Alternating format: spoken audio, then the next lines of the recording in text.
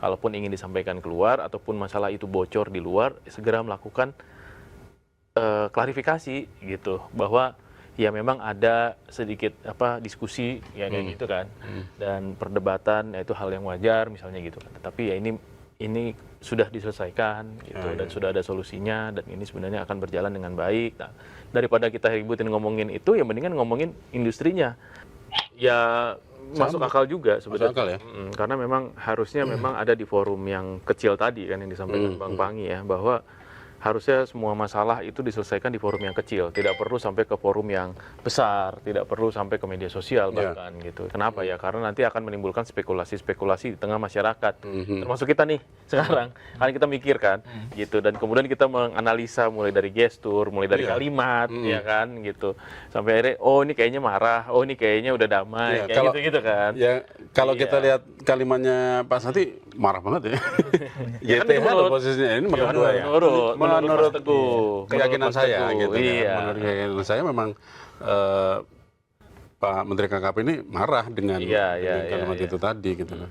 Makanya YTH Menteri Keuangan agar paham dan cerdas kan gitu kan. Jadi seolah-olah Menteri Keuangan nggak paham dan nggak cerdas nantinya, jadinya gitu. Kesannya. Ini lagi mudah-mudahan nggak ya. Persepsi saya. Ya persepsi orang kan berbeda ya. Iya balik lagi.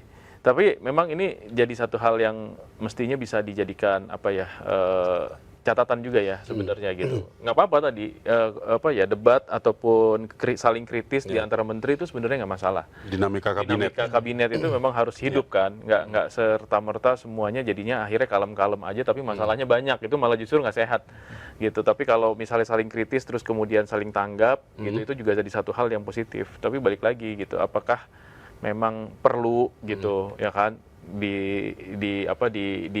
diungkap di forum atau kemudian dilemparnya di media sosial gitu, atau misalnya di satu forum tertentu gitu.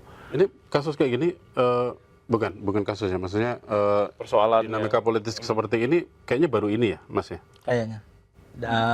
Zaman SBY apalagi ya, zaman SBY itu kayaknya tuh udah satu runut gitu ya. Iya. Zaman Jokowi pernah kejadian kayak gini? Kita ingat-ingat, ada nggak zaman Jokowi perseteruan antar menteri? Sepertinya sih ada ya, tapi mungkin tidak dalam, makanya tadi mungkin di dalam forum tertentu gitu kan. Terus kemudian teman-teman wartawan kita nih biasanya dengar, terus kemudian kita yang memberitakan, tapi kan dengan gaya kita gitu, yang sudah terverifikasi gitu kan. Kalau ini kan masing-masing ngomong di forum yang terbuka satu, yang satu lagi di media sosial gitu loh artinya. Sementara ketika kita minta verifikasi keduanya, yang satu jawabnya itu, yang satu jawab malah senyum gitu kan gitu. Ingat nggak? Malah justru pas Pak Prabowo jadi Menhan, Menteri Keuangannya Bu Sri Mulyani, itu pernah ada perbedaan pandangan mengenai pengadaan anggaran alutsista. Iya. Ingat nggak Mas? Iya, aku ingat. Coba ceritain Mas yang itu Mas. Iya, pernah. Jadi kalau aku nggak salah ya, Bu Sri itu sempat menyebutkan kalau anggarannya itu besar. Anggaran untuk alutsista itu paling besar di antara kementerian lain. Yang lain. Memang gitu. Pada saat itu begitu ya kan. Iya, jadi pada saat Pak Prabowo Menhan itu ya. Jadi itu yang menjadi sorotan gitu pada saat itu. Tapi kan nggak dibahas di forum atau apa kan? Enggak. Ya memang Pak Prabowo kan modelnya nggak model terus nulis di Enggak. kan gitu kan, ya kan? Iya, memang beda gitu. Makanya, ya itu kan artinya walaupun ada masalah, walaupun ada perbedaan, ya, tetapi kan itu diselesaikan di antara mereka kan sebenarnya gitu. Pada akhirnya kan, tapi kan selesai juga masalahnya gitu. Sama dengan ini, tapi kan ini jadi akhirnya kan kayak seperti bola salju Mas, gitu. Dari masalah yang mungkin kelihatannya masalah miskom atau masalah kurang koordinasi, akhirnya kita melakukan cocok logi kan gitu ya kan, apakah jadi, ini siapa jadinya Bang Bangnya tadi mikirnya gitu iya kan.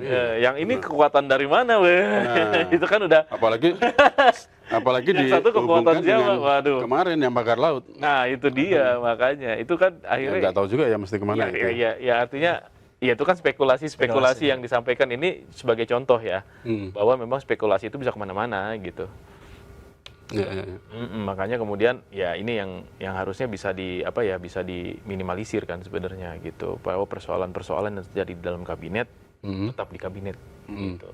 Kalaupun ingin disampaikan keluar ataupun masalah itu bocor di luar, segera melakukan klarifikasi gitu bahwa ya memang ada sedikit diskusi ya kayak gitu kan, dan perdebatan ya itu hal yang wajar misalnya gitu kan. Tetapi ya ini sudah diselesaikan gitu dan sudah ada solusinya dan ini sebenarnya akan berjalan dengan baik. Nah, daripada kita ributin ngomongin itu ya mendingan ngomongin industrinya gitu. Kira-kira kapan gerak nih galangan kapal ini nih, produksi kapal 1.500 ini kan gitu untuk menggerakkan ekonomi, udah gitu kan harusnya kan. Lebih proyektif ke depan. Iya benar.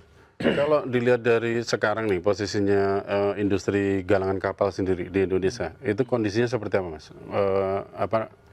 Yang ditargetkan tadi bisa memproduksi berapa? 1.500. 1.500 itu mungkin nggak sih? Bisa aja sih sebenarnya. Bisa ya. Kalau dari pernyataan Pak Purbaya sih, dia menyoroti kalau orang-orang kita ini sebenarnya mampu gitu, mampu, dan mereka menunggu keberpihakan ini pemerintah terhadap industri lokal gitu. Iya. Jadi biar mereka juga industri ini bisa hidup dan membuka lapangan kerja dan pada akhirnya itu termasuk padat karya juga sih ya, soalnya galangan kapal itu ya. Manufaktur. Nah, KKP sendiri kalau tender kapal itu sampai berapa, Mas? Ada datanya nggak? Belum ya? Yang tahun ini diharapkan berapa itu? Selain 1.500 ada lagi berarti ya? Ya mungkin, nggak tahu juga. Saya juga nggak pegang data. Belum lagi yang Angkatan Laut ya kan? Ya. Kalau Angkatan Laut kan sudah beberapa kapal kecilnya itu. Mas Teguh paham nih kalau Angkatan Laut. Beberapa kapal patroli kecilnya itu udah buatan dalam negeri. PT PAL ya? Ada beberapa galangan yang di kemarin tuh ada yang di Batam, ada yang di Banten itu juga bikin. Ya, untuk kapal-kapal frigat gitu ya, kapal-kapal patroli kecil yang ini sudah mulai menggunakan dalam negeri. Seingat saya sih KKP ini juga memesan beberapa kapal patrolinya KKP, yang patroli KKP itu PSDKP kalau saya. Iya, yang untuk itu ada di beberapa galangan yang di Batam. Itu memang memproduksi buat kapal-kapal model kapal cepat yang itu kapal patroli itu yang kalau zaman Bu Susi yang menenggelamkan kapal-kapal nelayan liar itu ya? Kalau nggak salah ya. Itu tenggelamkan. Tapi ini dia lebih ke patroli sih. Jadi lebih ke patroli ya. Ke apa namanya? Ada persenjataan gitu. Mungkin persenjataan ringan kali ya. Oke. Jadi yang dipakai buat nangkepin kapal-kapal pencuri ikan ya. Yang seperti itu modelnya. Ya mungkin itu yang dipakai kan untuk patroli kan. Oke. Ini menarik juga sih ini sebenarnya. Mudah-mudahan nanti ke depannya ya, ini harapan kita semua sih ini bisa segera tuntas ya persoalannya. Kita fokus ke depan deh gitu. Fokusnya apa? Fokusnya adalah segera deh gitu produksi kapalnya ya kan, supaya galangan kapal juga kembali hidup kan, terus kemudian industrinya berjalan, manufakturnya berjalan, terus kemudian roda ekonomi juga bergerak gitu. Dan mungkin nggak cuma sekedar KKP ya, mungkin nanti juga mungkin Angkatan Laut dan mungkin Pelni atau apa gitu kan, membuat kapal juga gitu supaya segera bergerak juga nih industri galangan kapal di kita gitu. Kalau dari Mas Anto melihat sisi positifnya dari perdebatan ini apa, Mas? Dari perdebatan Menkyu sama bukan Menteri perdebatan KKP. kita ya. Bukan perdebatan kita. Perdebatan kita mah ini ya. Iya. Perdebatan Menkyu sama Menteri KKP ini dilihat dari sisi positifnya.